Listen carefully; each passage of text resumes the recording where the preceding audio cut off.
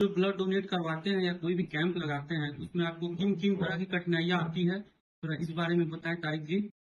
Generally यही सब चीज़ हम लोग देख रहे हैं। जैसे कोई पेशेंट है, उनका बाप एडमिट है, बच्चे से पूछा जाता है कि सर आपने क्यों डोनेशन किया है? वो हम लोगों से संपर्क करते हैं कि सर आप रक्तदान शिविर लगाते हैं, हमको कहीं से ब्लड जुगाड़ कर दीजिए। ये जुगाड़ वर्ड जो है, ये जो चीज़ें हैं जो, ये हम लोग को खत्म करना है। ब्लड का जुगाड़ कुछ नहीं होता है, रक्तदान का विकल्प रक्तदान ही है।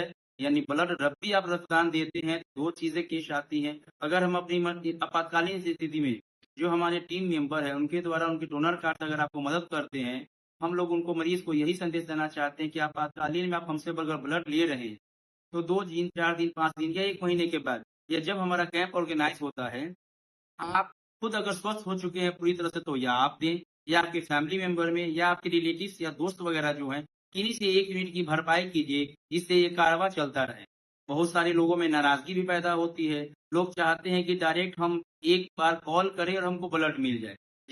जिसका हम लोग की कोशिश करते हैं, जब केस वेरीफ़ाई करते हैं, तो लोग कई तरह के सवाल भी करते हैं कि आपको अभी ज़रूरत है, आप ब्लड दीजिए, आप सामाजिक कार्यकर्ता हैं, आप क्यों नहीं अरेंज करते हैं?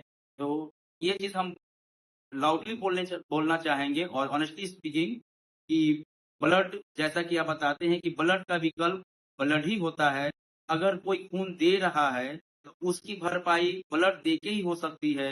हम लोग जो रक्तदान करते हैं, वो जनरली थैलेसीमिया और कैंसर मरीजों के लिए डोनेट करते हैं। रक्तदान का मतलब ही है कि अगर हम रक्त देते हैं, उसको हमने दान कर दिया।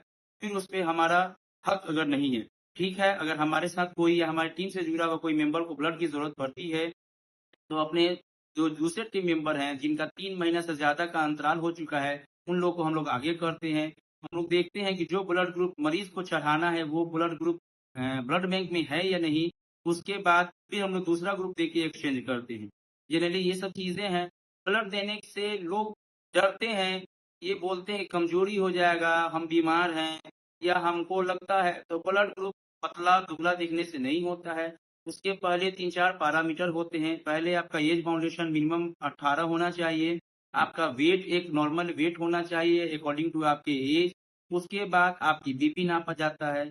आपका डायग्नोज़ किया जाता है कि आप कोई गंभीर बीमारी से ग्रसित हैं कि नहीं। उसके बाद आपका शुगर लेवल देखा जाता है। हीमोग्लोबिन का स्तर देखा जाता है। हीमोग्लोबिन रेंज से अधिक होने के बाद ही लिया जाता है।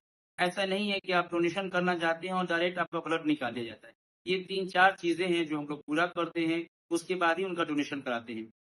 कुछ चीज़ें नई चीज़ें आप लोगों से शेयर करना चाहेंगे। ये हम लोग जो कैंप कर रहे हैं, फर्स्ट टाइम डोनर जिन्हें अभी तक एक बार भी रक्तदान नहीं किया है, अब वो लोग इस मुहिम के ज़रिए ये जागरूकता और ये हमारी टीम मेंबर की दिन-रात की मेहनत है, जो खुद डोनेट भी करते हैं और लोगों को जागरूक करते हैं। उन सभी हमारे टीम मेंबर का धन्यवाद देना चाहेंगे। उनका हार्टली मैं शुक्रिया अदा करना चाहूँगा कि उन सब की दिन-रात की मेहनत है कि अब लोग